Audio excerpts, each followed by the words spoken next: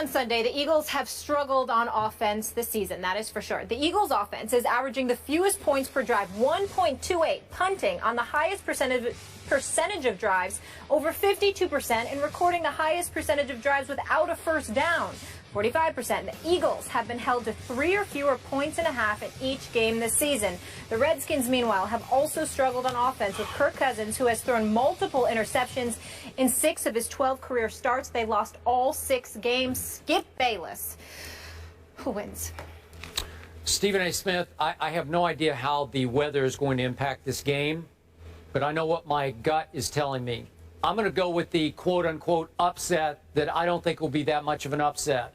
I'm going to go Washington 28, Philadelphia 24, because I don't think the Redskins are nearly as bad as some people now seem to think that they are, and I definitely don't think all is now right in the Eagles world. I told you last week, a week ago today, that I thought the Jets wouldn't take the Eagles seriously enough, and they didn't, and all of a sudden they were in too deep a hole that they could not climb out of.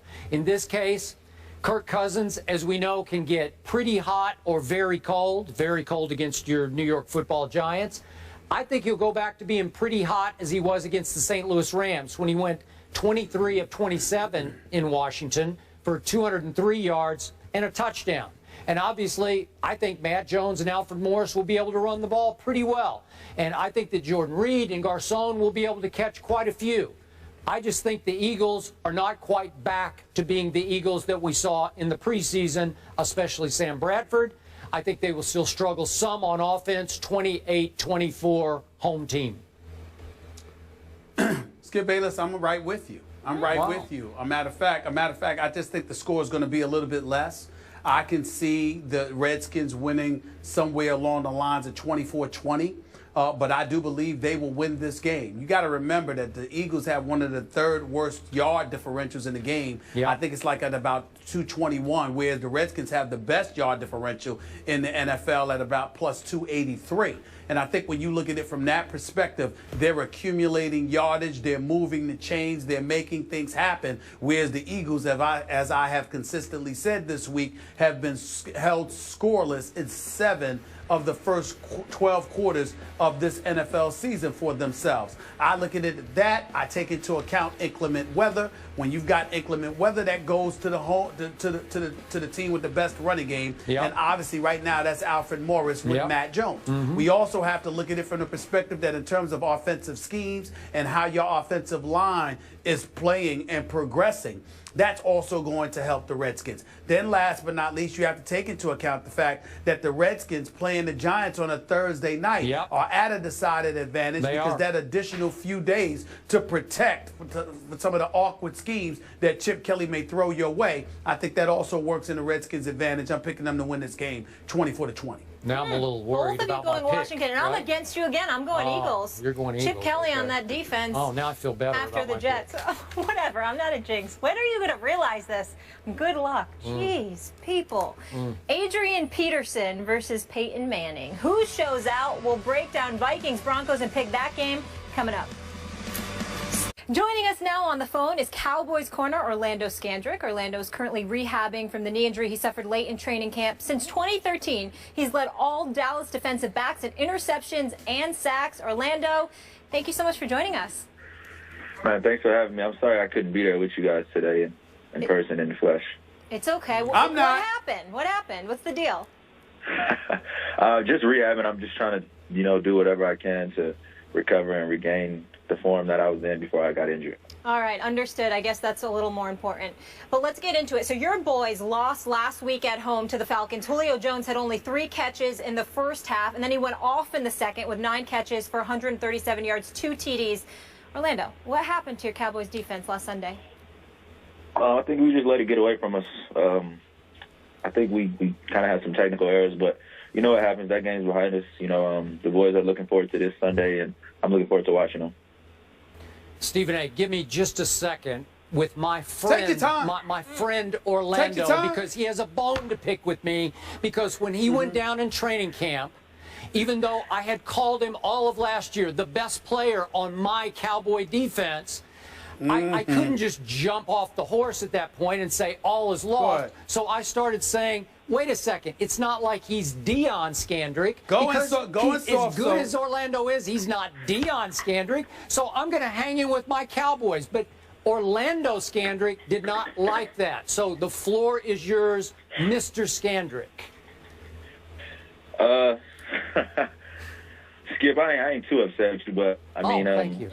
I think it was a loss for our team. It was a tough loss for me, and I think some players are players that, you know, depending on like how you look at it, you can't replace them. It's not just what I bring, you know, to the defense, but it's what you bring to the team from a leadership standpoint, just from an experience standpoint. But I don't really have a bone to pick with you. I just feel like you were just talking about when you said that. Well, I got that, and I will be the first to admit I missed you during the second half last Sunday at Jerry World because you would have made a difference on Julio. I'm convinced of that, so I will give you that much. Thank you very much.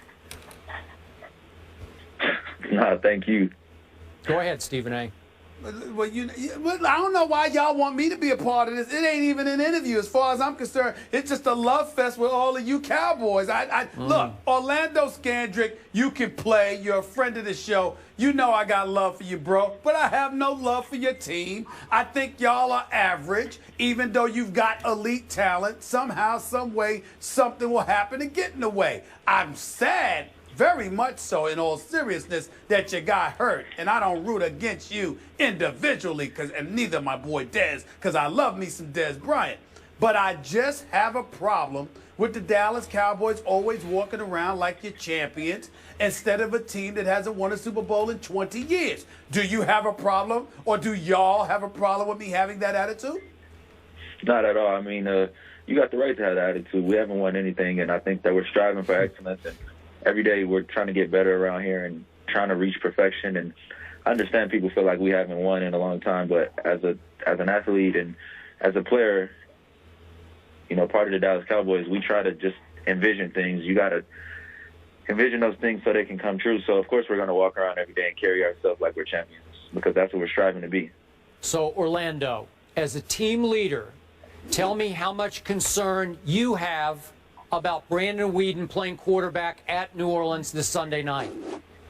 None at all, man. This team was built to survive injuries, and I think Weeden will be fine this weekend. I think our defense is going to show up, and, you know, I'm looking forward to this weekend.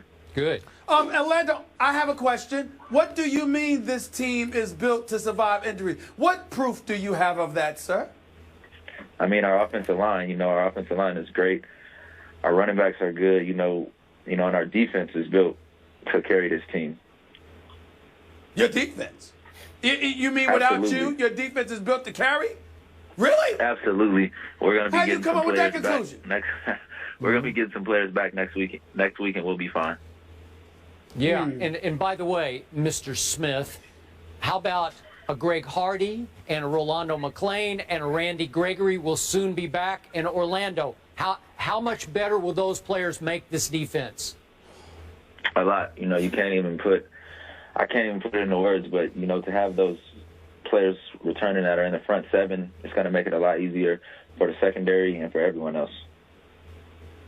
How much do you feel you guys owe the fan base of the Dallas Cowboys, considering that you are America's team, unquestionably the most popular franchise in all of the NFL, yet it has been so long since a championship has come to Big D during the football season? I mean,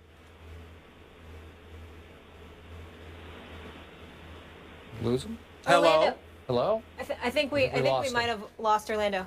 Yeah, I'm not surprised. That was a very balanced interview. We had the hater and the lover. I really enjoyed it. I like Orlando. I like a lot of guys on the Cowboys. It's just that the uniform, the star, and the helmet, and at midfield, and more importantly, the pathetic Cowboy Nation. It makes me sick to my stomach walking around like they've won something, for crying out loud, sullying the mantra and the legacy of this great nation of ours who's known for being a winner, but somehow the Cowboys are America's team without a championship in the last 20 years makes me sick to my stomach. That's right, I said it. Okay, but it was nice for Orlando to come on the show. Right now. I got nothing but love for Orlando. Yeah. And my man Dez, I mean, no, I ain't talking about you, Dez. I ain't talking about you. You know what? How's Joseph Randall doing, by the way? Wait, the guy who touched the ball the first 3 times and nearly scored all 3 times? That guy? You know what's going on here?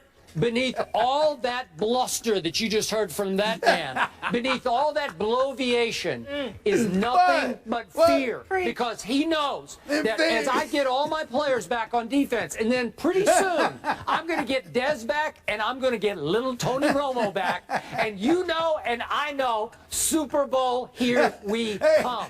You know it and I know it, and you are scared to death of it. Hey, Skip, say those names again, because you said those names and then said if they, when they get back, you're assuming they're going to stay back. You sure? They will stay back. Are you sure? Yeah. They'll stay back, stay in your psyche, and they will haunt you from about December on.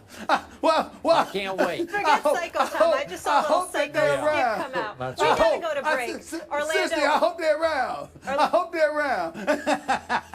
Orlando, thank you for joining us. We wish you a speedy recovery as well. Orlando, not Deion Scandrick. There's a hurricane.